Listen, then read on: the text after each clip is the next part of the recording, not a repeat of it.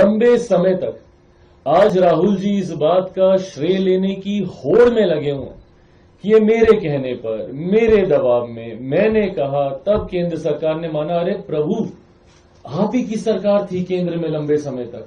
आपकी पार्टी के तो छोड़ दीजिए, आपके परिवार के 3-3 प्रधानमंत्री थे देश में। अगर आप इतनी ही शिद्दत से चाहते थे कि देश में जाति आधारित जनगणना हो तो इसको आप करवा लेते ना पहले। पर आपने इसको सिर्फ एक पॉलिटिकल वेपन की तरह इस्तेमाल करने का काम किया। जब जब चुनाव आते थे आपने इसको एक राजनीतिक हथियार बनाकर लोगों की भावनाओं को सिर्फ भड़काने का काम किया।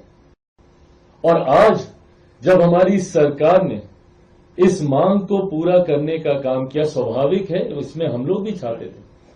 और मुझे तो आज तो मैं कम से कम आप सबके सामने इस बात को सीना चौड़ा करके बोल तो सकता हूं, क्योंकि कई बार आप लोग मुझे इसी बात पे घेरते थे कि अरे आपको और बीजेपी में मतभेद है। आप तो बोलते हैं जातीय आधारित जनगणना हो, पर भाजपा नहीं चाहती, तो गठबंधन के भीतर ही दरारें हैं। कितने मंचों पर मुझसे ये सवाल पूछा गया। पर मैं मानता हूं और मेरे प्रधानमंत्री आदरणीय नरेंद्र मोदी जी उचित समय पर उचित फैसला लेने के लिए जाने जाते हैं। और जो लोग आज इसको बोलते हैं, sorry I am taking all your questions in advance only because मुझे पता है कि ये सारे सवाल आप लोगों की तरफ से आएंगे, क्योंकि विपक्ष पिछले लगभग 24 घंटे से कम ही हुए हैं अभी इस फैसले को आए हुए, और इतने भ्रम फैलाने का कार्य कर रहा है कि चुनाव के दृष्टिकोण से यह फैसला लिया गया है। भैया, एक राज्य में चुनाव, बिहार में एक राज्य में चुनाव में के लिए आप राष्ट्रीय स्तर पर जाति आधारित जनगणना का फैसला ले लेंगे।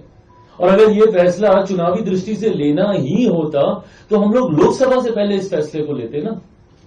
लोकसभा चुनाव से पहले ये फैसला लिया गया होता। पर हकीकत है, जैसा मैंने कहा कि मेरे प्रधानमंत्री की कार्यशैली ही उचित समय पर उचित फैसला लेने